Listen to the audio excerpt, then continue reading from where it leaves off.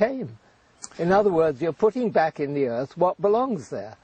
Even if the energy mix that you recommend can be pursued and can be developed, you say there's still a profound problem. And the profound problem is that there are too many people living on planet Earth.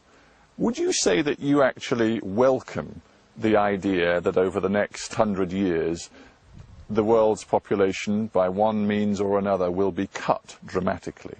I'm afraid so. I think the word likely I would use is... But my question was, do you welcome it?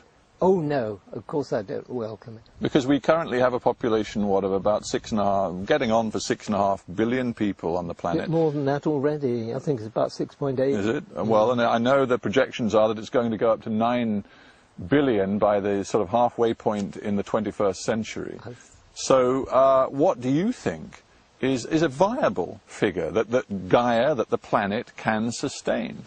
I would guess, living the way we do, not more than 1 billion, probably less.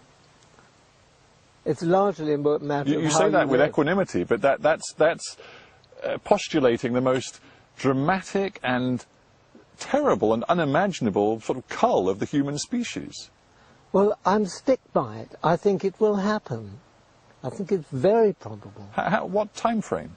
It'll take almost a miracle to stop it happening. This century. This century? I'm trying to get my head around that possibility. It seems to me if that's to be the case, such is going to be the level of misery and panic across the world that there are bound to be the most cataclysmic conflicts, wars, struggles, simply for survival. Well, again, whenever events like that come along, when there's huge floods, famines, there's a certain amount of struggling, but there's also an awful lot of good comes from it. When confronted like that, ordinary people show extraordinary heroism and helpfulness towards others, as well as being looters and vandals and so on. It's just a thoroughly disturbing thing, and it will happen. I just wonder, because you have a very, very high reputation for creative thinking. And here you sit saying, we are facing doom. We are facing the possibility of 5/6 of our human population being wiped out within a century. Do you bring any ideas to the table as to what we should be doing now to prevent that? Because you say you don't welcome it. We can't prevent it, but we can try to adapt to it and prepare ourselves to live in a much diminished world. And that is where all of our energies should now be going. And the more time we waste on things like wasteful, silly ideas like renewable energy, the worse things will be in the end. So what do you mean by learning to live in a diminished world? What do you mean by that? Well, I mean, obviously for Britain, already immigrants are coming in from the hotter parts of the world. We've got to prepare a proper place for them to come to. We can't just let them go into ghastly camps, bidonvilles, or into the ghettos in cities. We've got to handle this as a political problem properly and prepare for it. You see, isn't there a contradiction here? Because you're very concerned about overpopulation, and you believe demographics are a huge problem, and yet you're saying that a country like Britain should be preparing to take a whole lot more people, new immigrants. Surely, in essence, if you're respecting Gaia and you're respecting the notion of sustainability, you have to say, I'm sorry, but this particular patch of our planet can't take more people. You're absolutely right, Stephen, and that's one of the agonizing problems that's going to face us in the not too distant future. I see it's a bit like a lifeboat, and there comes a point when the crew of the lifeboat have to say, look, we can't take any more. If we take any more, we'll sink. And quite literally, we will sink in the sense that we won't have enough food to feed the people that come in. And that point I don't think has yet been reached. And I'm talking about now when I say we've got to prepare. And that alone is enough to do. What you are preparing to do is something even more dramatic. You're preparing to make a mission into space. Oh, that's sheer pleasure. Well, let's talk about it. I mean, first of all, forgive me for saying you're 90 years old. Yeah. And you have signed up with Richard Branson to be a passenger on one of his first, if it ever happens, and he says it will, one of his first civilian space flights.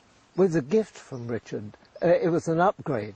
I didn't sign up. One heck of an upgrade. How many miles did you have to have for that? 60 miles.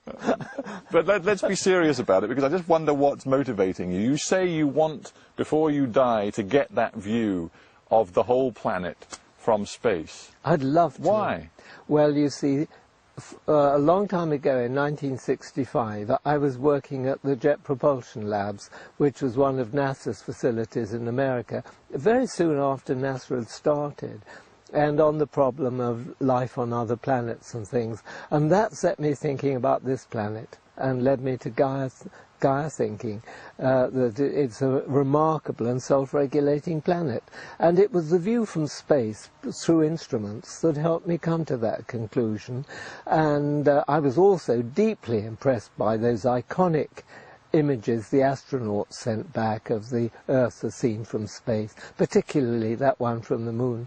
And just to have a bit of a chance to see that in my lifetime, it's wonderful. You wouldn't miss a thing like that, would you? Well, I haven't got enough air miles, but even if I had, I'm seeking, to dig a bit deeper into your motivation. Do you believe that humanity has proven itself unable to live in harmony with planet Earth, and that therefore humanity's future has to lie beyond Earth in colonizing other places in our universe? Most definitely I don't. I think it's obscene even to think about it. Really? We have a beautiful planet which may be unique. But you say we have despoiled it and damaged it to a point where most of our population is going to die. No, things that evolve always muck up their place.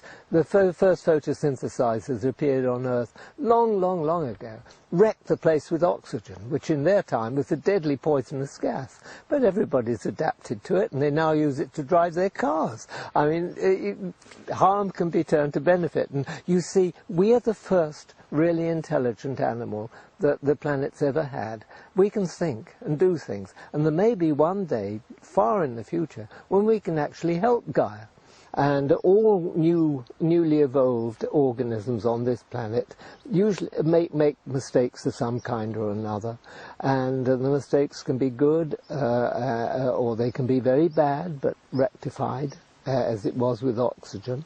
And I hope that the mistakes we've made will be rectified in time, and hopefully by us ourselves. I think you're the first man I've ever met who could qualify as both a believer in the most terrible scenarios, most of humanity dying off, and still qualify as an optimist. Isn't it possible to do both? It is, yes, because it's a hell of a future. You see, I'm lucky.